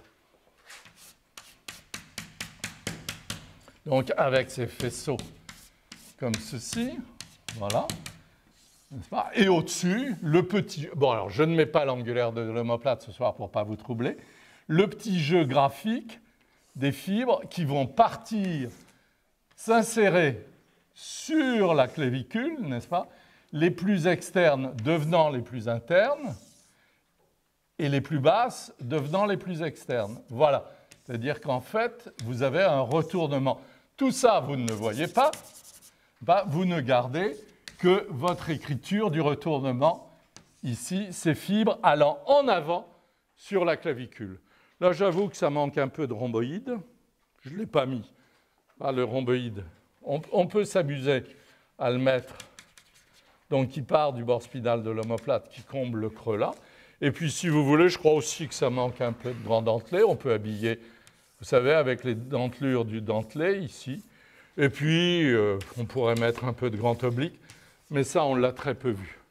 Voilà. Et surtout, là, c'est monstrueux. Donc, il y a un muscle qui va très bientôt apparaître dans notre vocabulaire, n'est-ce pas? C'est le deltoïde. D'accord? Et je crois que mon vaste externe, il faut un peu l'amputer pour que ça tienne. Donc vous allez avoir bientôt, ça va être le prochain qui va rentrer, mais pas, vous allez avoir bientôt la coiffe deltoïdienne. Voilà, donc je triche un peu pour rendre des formes plus convenables. Quadrilatère supérieur, bourrelet descendant, n'est-ce pas? Et puis ici, la coiffe deltoïdienne. Je ne veux pas trop vous fatiguer, n'est-ce pas? Mais vous allez avoir un même système ici. Alors, je vais aller reculer pour voir un peu comment ça tient. J'ai un peu peur. On pourrait peut-être s'amuser à mettre la masse des fléchisseurs pour justifier la convexité du cubitus. Voilà, non, mais ça marche. Donc, il n'y a que la tache de verre là qui est un peu gênante. Donc, si vous voulez, comme ça doit faire égreler dans votre carnet, ici, vous pouvez tout de même, pour justifier cette convexité, placer la masse des fléchisseurs, non pas qui justifie le fait qu'on ait la crête en convexité. Bon, ce n'était pas fabuleux graphiquement, mais par contre, j'espère qu'en étant parti cette fois-ci de l'extérieur, l'autre jour de l'intérieur, du bas et de l'extérieur, ça marche mieux. Question? Non? Diapo. C'est ça? Diapo. Non, vraiment pas? Vous faites semblant d'avoir compris? Pour avoir la paix? Monsieur à barbe blanche et à moustache blanche, pourrez-vous voir tout à l'heure? Oui. Merci beaucoup. Si je vous pose une question, ce qu'on appelle le triceps, c'est l'ensemble? Quelle bonne question, je ne l'ai pas dit ce soir. Vous avez un vaste inféro-interne, un vaste supéro-externe et une longue portion. 1, 2, 3. C'est l'ensemble, parfaitement. Une autre? Elle était bonne, celle-là.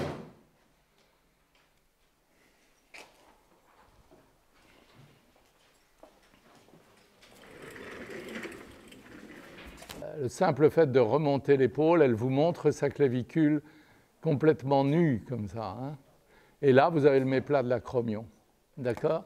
Diapo suivante. Vous voyez, là, c'est la ceinture scapulaire que je vous l'ai montré. Vous avez la clavicule ici. Malheureusement, c'est surexposé là. Et vous avez l'acromion là et l'épine qui file par là. Mais on voit bien tout de même, non? Les deux clavicules ici. Et puis on sent la cage en dessous. La première côte est là, et là c'est la deuxième, hein, qui arrive à l'angle de Louis, que vous avez vu l'autre jour très très bien. Ça marche? Ça, ce sont les voies supérieures de la respiration, le larynx, et il y a chez les hommes comme chez les femmes une petite glande ici dite thyroïde, n'est-ce pas, qui est un peu plus développée chez les femmes, un peu moins chez les hommes. Et ça, ce sont des muscles qu'on verra bientôt, qui s'appellent sternocléidomastoïdiens. Diapo suivante. Voilà. Voilà, les têtes de l'humérus, on les comprend bien. Regardez la clavicule ici, hop, le sternocléidomastoïdien, et puis c'est tout. On voit le deltoïde, on ne voit pas l'épine, on ne voit presque pas l'acromion. Là, on voit la clavicule, l'extrémité de la clavicule. L'acromion, ça filerait par là. Diapo suivante. Au repos, tout simplement, vous voyez, clavicule, trapèze claviculaire, donc vous voyez bien, ça s'attache sur le tiers, même là, peut-être un quart seulement, tiers externe de la clavicule, et ça va remonter derrière la nuque en s'enroulant. Les fibres les plus internes deviennent les plus externes, et les plus externes les plus internes pour que ça s'enroule. Là, c'est la tête de l'humérus, et je crois que Nicolas aime bien voir, Nicolas qui est venu sur l'estrade tout à l'heure, aime bien voir les coracoïdes. Eh bien là, on la voit, la coracoïde de l'omoplate, hein, cette espèce de doigt projeté en avant. Et on a la tête de l'humérus à côté. Puis on sent bien le volume de la cage. Hein. Voilà. Diapo suivante. Et là, l'attitude est tout à fait naturelle. Alors ça, c'est pour le sternocléidomastoïdien, mais c'est tout de même joli de voir une clavicule monter. Vous voyez, quand le bras monte, la clavicule monte. C'est tout bête. Vous n'avez qu'à la monter et votre dessin sera payant. D'accord? Diapo. Et là, le sterno, c'est le truc... voilà. Bon, ça, c'est un peu pour montrer le côté cuculaire, mais ce n'est pas très réussi. du trapèze et du deltoïde. J'en reparlerai. Diapo suivante. Ça, c'est très charmant, non? Tout le monde fait ça. Il n'y a rien de plus naturel quand vous êtes sur la plage que de regarder quelqu'un qui porte le bras en arrière et de voir à quel point c'est très joli, n'est-ce pas, la façon dont ça passe du trapèze claviculaire, ça enrobe la tête de l'humérus, et voilà. Regardez comme la clavicule, c'est intéressant là aussi. On lui voit très peu l'acromion. Hein. Diapo suivante. Excusez-moi, monsieur Yacoub, diapo précédente. Regardez le triceps, là, comme il est calme dans son dessin. Hein? La plupart du temps, c'est ça. Il faut une contraction qui est quelque peu artificielle pour voir les vastes et la longue portion. Diapo suivante.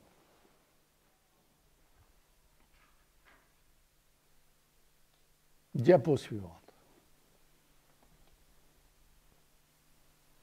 La remontée du grand pectoral, on en reparlera plus tard. La remontée du grand rond, grand dorsal ici. Hein? La descente du biceps, la descente du triceps, longue portion. C'est ça. Vous voyez, ça s'embranche aussi comme ça. Ça, ce sera une sacrée paire de manches à vous faire dessiner et comprendre. Diapo suivante, mais très intéressant. Diapo suivante. Ça, c'est fantastique. Fantastique parce qu'on a l'épine, et cette fois-ci, le départ de l'épine n'est pas du tout valorisé, mais le tubercule trapézien l'est énormément. Je vous dirai plus tard qu'il l'est parce que le deltoïde s'y attache autant que le trapèze. Et là, ce n'est pas le trapèze qui valorise, bien évidemment. Vous voyez, on voit même le rhomboïde et le grand dentelé. On ne voit ni le trapèze ni le grand dorsal. À chacun son moment. Et là, vous avez le tubercule trapézien et le deltoïde. Ça, c'est l'extrémité externe de la clavicule. Ça marche? Trapèze. Diapo. Et les petites vertèbres, les apophyses épineuses des vertèbres cervico-dorsales. Tubercule trapézien, acromion, extrémité de la clavicule, bord spinal de l'omoplate. Diapo suivante. Même chose. C'est tout de même très intéressant qu'il soit aussi présent. Hein. Diapo suivante. Regardez ça. Hein, ça lui écrit vraiment l'épaule, ce truc-là. Et regardez comme l'omoplate était plus grande qu'elle, si je puis dire. Vous voyez, elle avait des omoplates trop grandes pour elle. D'accord? C'est la courbe de Godin, n'est-ce pas, qui dit que les os prennent de la longueur, ça se stabilise, et ils reprennent de la longueur. N'est-ce pas? C'est très étrange. Ça paraît paradoxal. Les muscles, n'est-ce pas, et l'élargissement ne se font pas au moment des périodes d'allongement. Et regardez, dans la pénombre, là, on voit l'angle inférieur et le départ de l'épine. Donc, je ne sais pas, moi, dans mon dessin, dans ma peinture, je suis toujours obsédé, parfois trop, ce qui fait que je fais des maxillaires trop puissants, etc., mais obsédé par l'ossature. Regardez, c'est mystérieux tout de même, dans la pénombre, d'aller voir l'omoplate de façon fantomatique, comme ça. Diapo suivante. Alors voilà, là c'est ce que j'ai fait ce soir avec Nicolas, c'est beaucoup plus modeste, mais comme elle est en pré-puberté, n'est-ce pas, elle est dégraissée au maximum, elle s'engraissera un peu plus tard. Et là, qu'est-ce que vous voyez là? La longue portion qui rentre entre le grand rond, le sous-épineux, et il y a la coiffe du deltoïde, n'est-ce pas? Ça c'est le sous-épineux. Ça, c'est le grand rond, on ne voit pas le petit rond, et la longue portion. Et on sent là un petit peu les vastes qui dorment. Mais la longue portion, elle se voit. Il y a peut-être même l'angle entre le quadrilatère supérieur et le bourrelet descendant là. Diapo. Diapo. La bascule de l'omoplate quand vous levez le bras. Et l'épine, hein. L'acromion, deltoïde, longue portion, et le grand rond. Mais là, c'est tellement discret que ça fait un passage.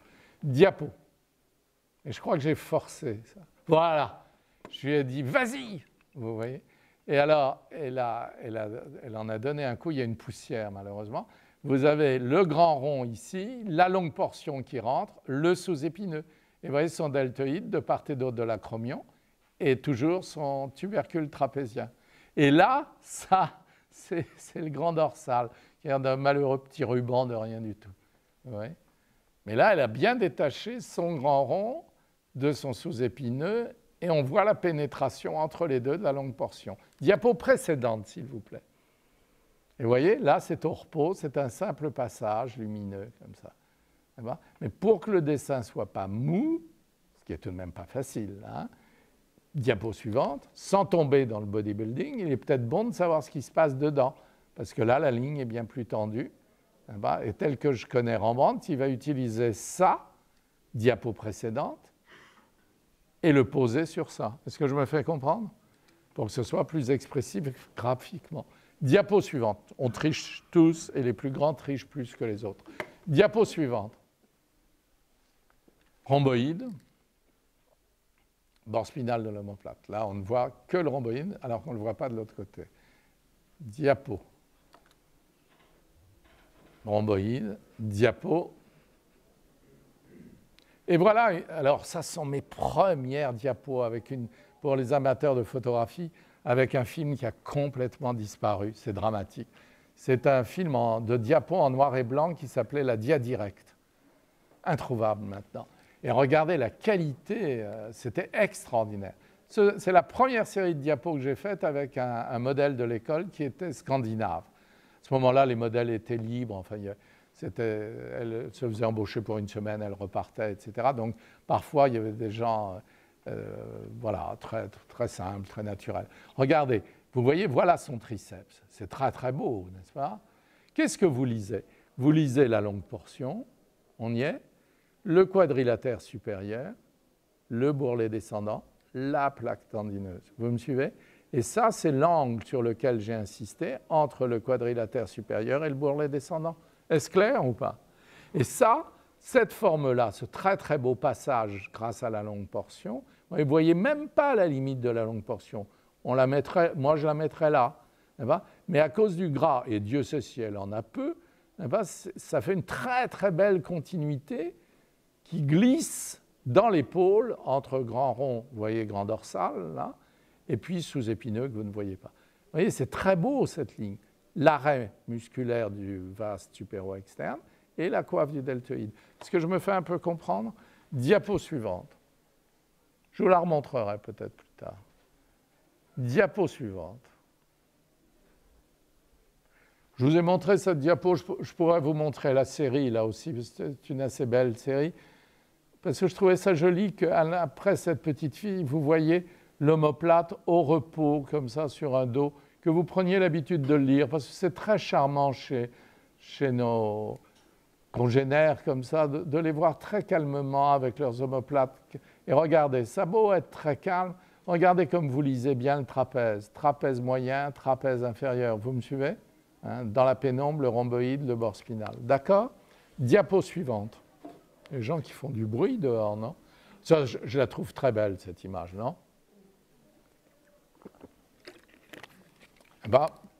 Du simple fait de cette ligne-là, magnifiquement placée, très discrète, il ne faut vraiment pas tout mettre, hein, c'est bien la preuve. Regardez le grand rond comme il est joli, là. Hein, le grand dorsal, c'est superbe, le deltoïde. Et voilà un triceps au repos. Et regardez en bas. Ça, si je peux vous donner un conseil, regardez bien. Regardez comme c'est difficile à dessiner cette masse. Eh bien, en bas, épitroclé, olécrane, épicondyle, je vous le resservirai, mais je vous le dessinerai au tableau. Mais ça vous permet d'écrire un bras postérieur. Voilà la coiffe du deltoïde. Diapo.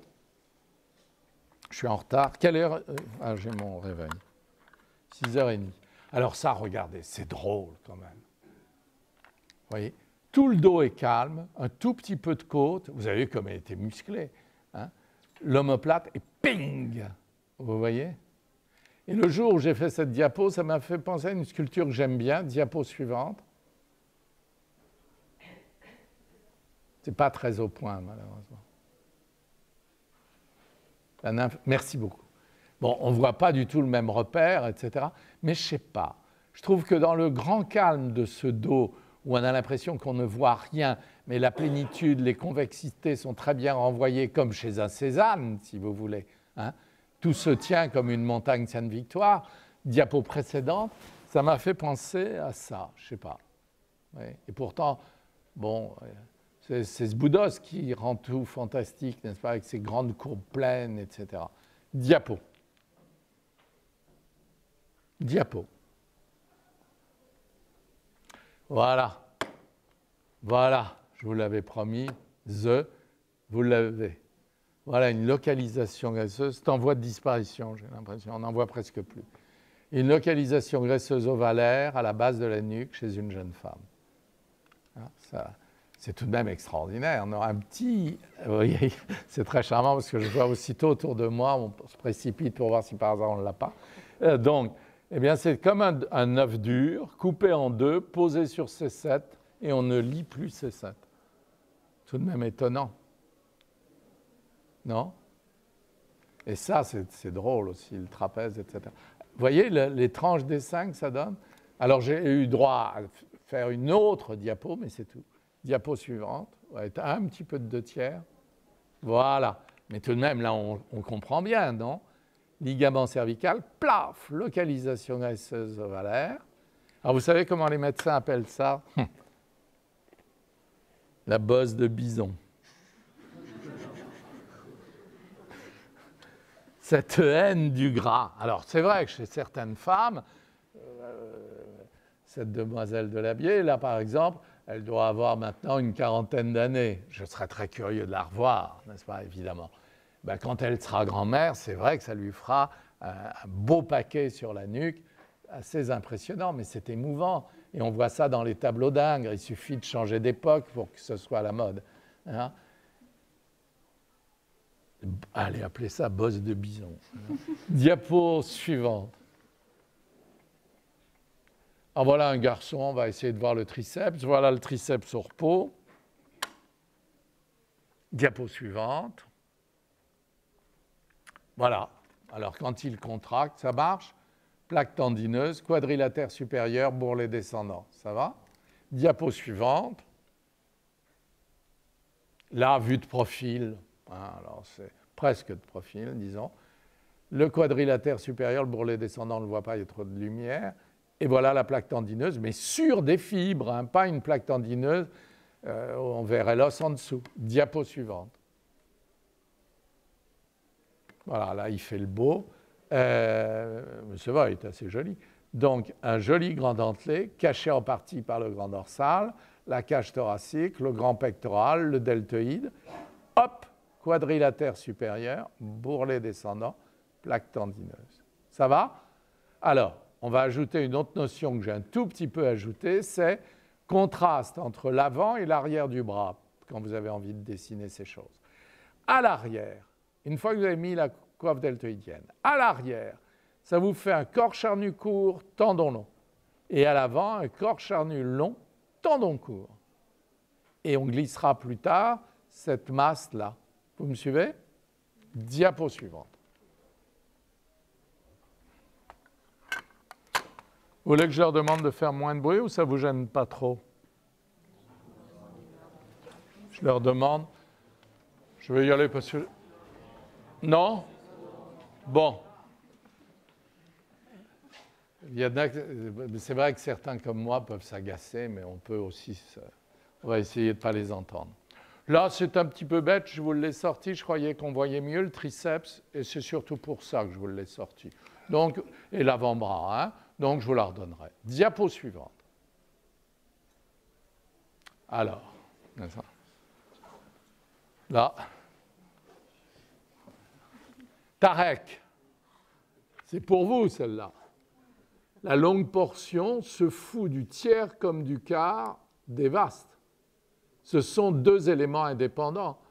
Ça, c'est un muscle polyarticulaire qui va de l'omoplate à l'avant-bras en se servant de l'arrière du tendon des vastes, vous voyez. Et le vaste supéro-externe, comme je l'ai dit tout à l'heure, je savais que lui, il avait ça, mais j'en avais une autre dans les diapos que je vous ai déjà montré. Le vaste supéro-externe empiète. Ça ne lui suffisait pas, n'est-ce pas? Il est allé empiéter la plaque tendineuse. Plaque tendineuse qui, d'ailleurs, avec l'âge hein, sans doute, présente une bande de renforcement médiane, n'est-ce pas? C'est-à-dire vous avez toute la plaque tendineuse qui est là, vous voyez, avec des petits renforcements tendineux, mais avec l'âge, les tendons se subdivise en cordes comme ça. Et là, il a une corde longitudinale. Mais ça, je n'ai jamais vu ça, n'est-ce pas? Un tel dégraissement, eh bien, aussi bien, voire aussi bien la façon dont les fibres s'attachent là-dessus. Mon histoire de tronc de cône de tout à l'heure, n'est-ce pas? La base, on voit que ça vient s'accrocher sur la plaque tendineuse qui s'est posée sur le dos des vastes. Est-ce que je me fais comprendre? Question? Non? Alors, continuons. Grand rond, descendant à l'angle inférieur de l'omoplate. Mais ce monsieur avait un grand dorsal qui montait très très haut, n'est-ce pas? Très très haut. Donc tout le bas de l'omoplate baigne, si je puis dire, dans le grand dorsal, n'est-ce pas? Et le grand rond a l'air bridé comme ça plusieurs fois. On ne voit plus que ça, d'accord? Le rhomboïde part par là, le trapèze inférieur passe au-dessus, mais il y a un faisceau renforcé vers le tubercule trapézien au niveau du trapèze moyen. Là, trapèze moyen qui est plat, on ne voit pas le sus-épineux au travers, et vous voyez le retournement dont je vous parlais tout à l'heure. Là, ça va? Ça, c'est l'épine de l'omoplate, tubercule trapézien, départ de l'épine, l'acromion est là, et ça, c'est une superbe coiffe deltoïdienne, sans un brin de gras à l'intérieur. D'accord? Et là-bas, vous apercevez le biceps en perspective, et les sus-épicondyliens dont je reparle. Ça, c'est la partie inférieure du trapèze, l'ai-je dit? Les spinaux, on les sent. Et puis, il y a... Ah ben, c'est pas dans cette diapo, c'est une autre où il y a une aponévrose super en plus. Diapo suivante. Diapo suivante. Voilà. Ben, ce soir, je me suis dit qu'après tout ça, une petite leçon de dessin vous ferait du bien. N'est-ce pas? C'est pas grave, absolument pas grave.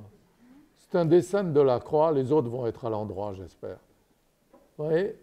Et le fait que ce soit à l'envers, vous voyez en plus que Delacroix, 18 ans, 20 ans, on ne sait pas, a fait des ronds dans tous les sens. D'ailleurs, je crois que vous n'avez pas tout... Ah si, vous avez raison, la chèvre est à l'envers, etc. Diapo, j'ai peur que la suivante soit aussi à l'envers. Diapo. Non, elle est à l'endroit, c'est bon. Voilà. Moi, je l'adore, ce dessin. Je l'adore. J'ai tout appris avec ça. N'est-ce pas? Regardez le cul du cheval avec la rotule, le tendon d'Achille et le talon. Vous voyez, il sort les formes d'ovoïdes, comme ça. Son cheval, là aussi, vous voyez? Alors, la chèvre au milieu de tout ça. Les sabots. Partout, partout, il place des ovoïdes. Et regardez là. N'est-ce pas? 2 ovoïdes pour la tête du cheval, et au-dessus de ce volume bien affirmé, il se permet le contour, mais pas le contour avant, n'est-ce pas? Pas le spaghettomorphe. Hein? Diapo suivante.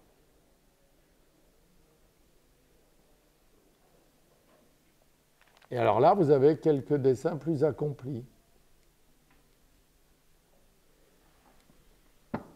Diapo suivante.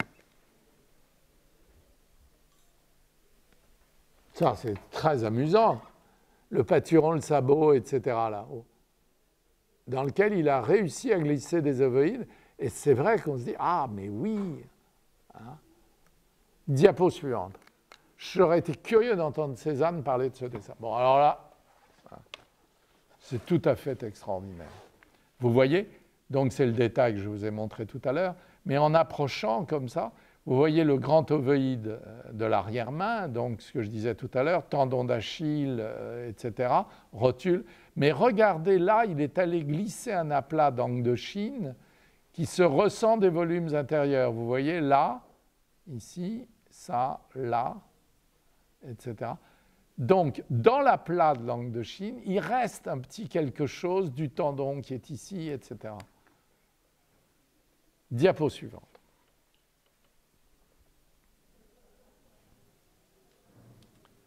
Diapo suivante.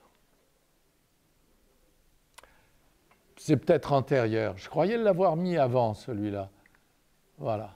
Une autre feuille où il s'amuse à peu près de la même façon. Alors là, c'est un peu dans tous les sens. Je ne sais pas si c'est dans le bon pour vous. C'est très, très émouvant. Et vous voyez le cheval qui est là, dans ce sens-là, avec l'ovoïde dans l'encolure, l'ovoïde dans l'avant-main et l'épaule, etc. Diapo. Le sardanapale est là-dedans. Hein. Regardez ça. C'est vraiment l'antique dessin par les contours.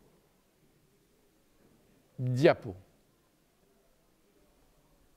Et regardez. Vous voyez, quand il va au Jardin des Plantes, Barry, qui était professeur de dessin animalier au Jardin des Plantes, quand un animal était mort, il écrivait à Delacroix, on voit ça dans leur correspondance, en lui disant « Le lion d'Alger est mort, par exemple, vite, vite, demain matin. » Imaginez-les tous les deux en cravate et bottes vernies, comme dirait Baudelaire, disséquant le lion d'Alger. Vous voyez ?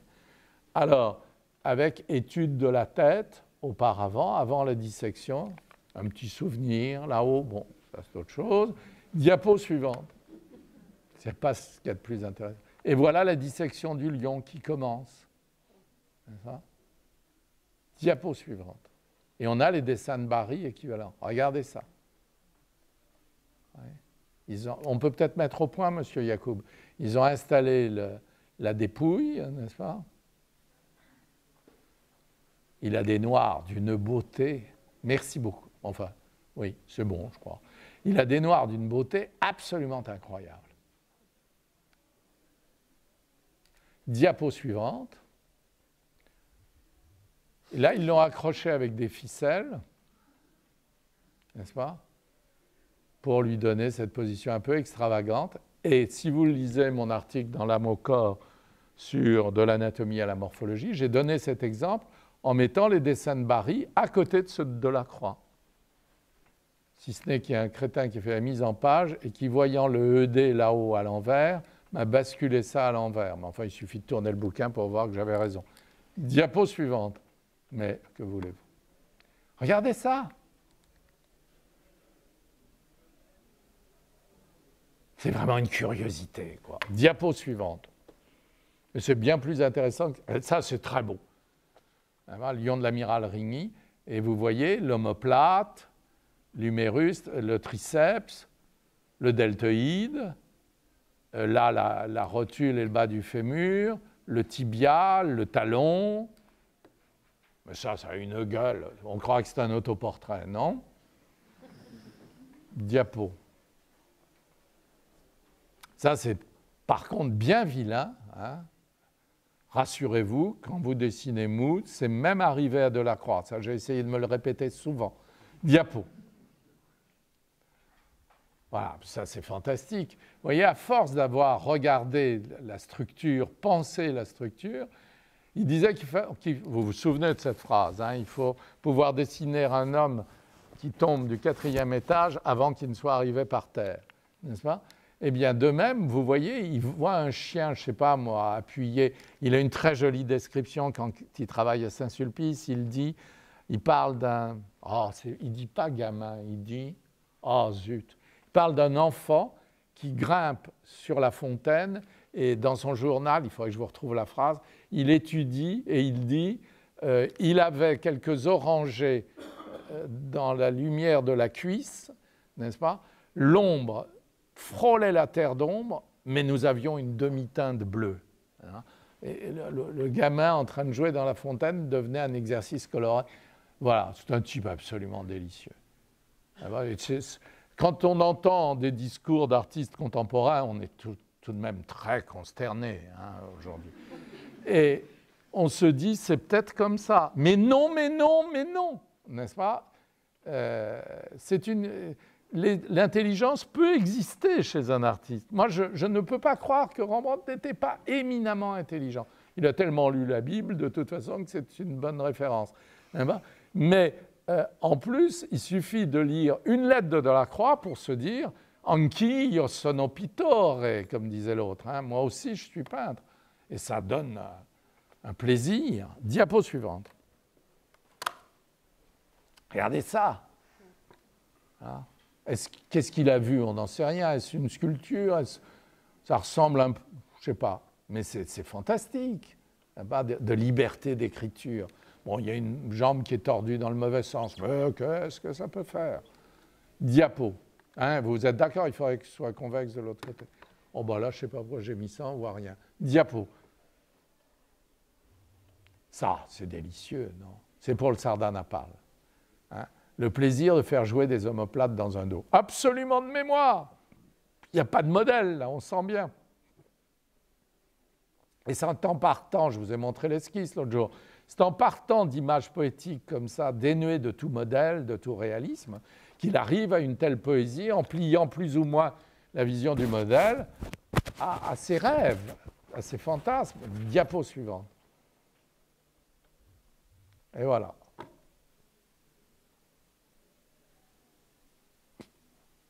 Diapo suivante. Puis on sent que c'est quelqu'un de très sympathique. Il n'y a pas de prétention. Parfois, chez Géricault, il y a une espèce de perfection un peu froide. Chez lui, il y a une humanité, c'est extraordinaire. C'est peut-être parce que je l'ai beaucoup lu, n'est-ce pas? Vous avez pour 180 francs hein, aujourd'hui le journal publié, l'édition Joubin. Hein, c'est vraiment apporté. Il y a même dans le livre de poche, je crois, le journal en raccourci. Mais il vaut bien mieux le lire en entier. Diapo suivante. Quitte à en lire qu'un petit bout. Regardez ça. Là, il se prend pour un dessinateur anglais, etc. Il est allé en Angleterre, il s'est amusé comme eux. Et regardez là-haut. C'est le dessin de tout à l'heure qui recommence, n'est-ce pas, les ovoïdes prédominants. C'est ravissant, non? Et l'arrière-main, là, regardez. Diapo suivante. Diapo suivante. C'est délicieux, non? Diapo suivante.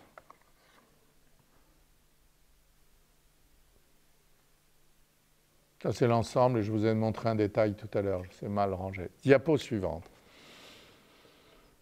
Voilà le poteau rose. Vous voyez?